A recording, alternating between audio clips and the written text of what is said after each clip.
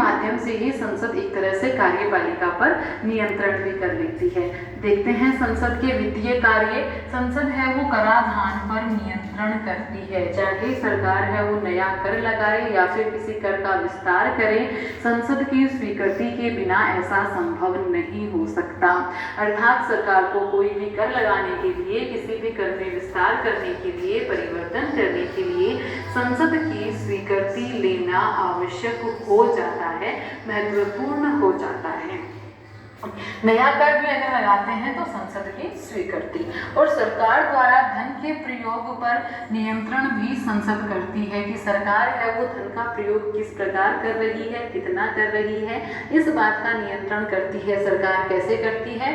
क्योंकि सरकार द्वारा खर्च किए गए धन का हिसाब और खर्चों का विवरण संसद के सामने प्रस्तुत करना पड़ता है।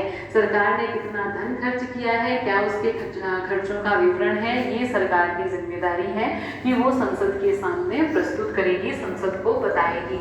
इसलिए संसद इस बात का ध्यान रखती है कि सरकार न तो गलत खर्च करे और न ही ज्यादा खर्च करे। धन के दुरुपयोग को कार्यपालिका द्वारा करने से रोकती है संसद। अगला कार्य अपन देखते हैं प्रतिनिधित्व है। तो संसद है वो क्षेत्रीय, सामाजिक, आर्थिक और धार्मिक समूह को प्रतिनिधित्व प्रदान करता है। संसद देश के विभिन्न भागों में, चाहे अपन आरक्षण की व्यवस्था को ले लें तो आरक्षण के माध्यम से या फिर विभिन्न तरीकों से देश के प्रत्येक व्यक्ति को, या फिर कहीं के अपन क्षेत्रीय, सामाजिक, आर्थिक और धार्मिक समूहों को प्रतिनिधित्व देने का प्रावधान करती है। बहस का मंच है संसद। बहस का मंच कैसे है कि संसद में विभिन्न सदस्य होते हैं, वो सरकार की कार्य प्रणाली पर प्रश्न उठाते हैं। सरकार द्वारा किए गए कार्यों की आलोचना की जाती है, समालोचना की जाती है। हमारे संविधान में इस बात की व्यवस्था की गई है कि संसद के सदस्य निर्भीक होकर और अपनी बात सदन में रख सके। तो सदन में जो बातें रखी जाती हैं, बहस होता है, विचार विमर्श होता है, वो मंच प्रदान करती है हमारी विधायिका।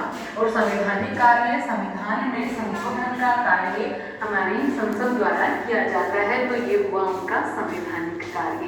बात करते हैं निर्वाचन संबंधी कार्यों की। तो निर्वाचन, राष्ट्रपति का निर्वाचन, उपराष्ट्रपति का निर्वाचन, ये निर्वाचन हमारी संसद के द्वारा किए जाते हैं। राष्ट्रपति का चुनाव और उपराष्ट्रपति का चुनाव।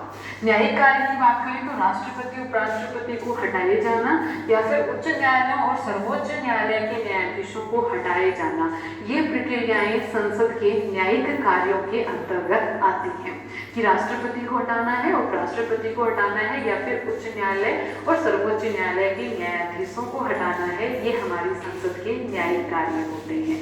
और कार्यपालिका पर ये कैसे नियंत्रण करती है, इसका अपना एक अलग टॉपिक है जिसको अपन आगे के वीडियोस में जानेंगे। तो अपन ने क्या जाना कि संसद कितने सारे काम करती है, केवल कानून बनाने का काम नहीं करती, संसद के बहुत सारे कार्य हैं। और देखा कि अपन ने किस तरह संसद ये कार्य करती है। अभी जो अपन ने पढ़ा उस पर क्वेश्चन ले लेते हैं। पहला क्वेश्चन है, किसी भी देश के लिए संसद क्या आवश्यकता है, संसद की क्या आवश्यकता है, एक विधायिका की, एक व्यवस्थापिका की। दूसरा, द्विसदनीय विधायिका से क्या क्या लाभ है, अगर विधायिका में केवल एक ही सदन होगा तो क्या होगा, और दो सदन होने से क्या क्या लाभ होते हैं, ये अपन को लिखना है। धन्यवाद।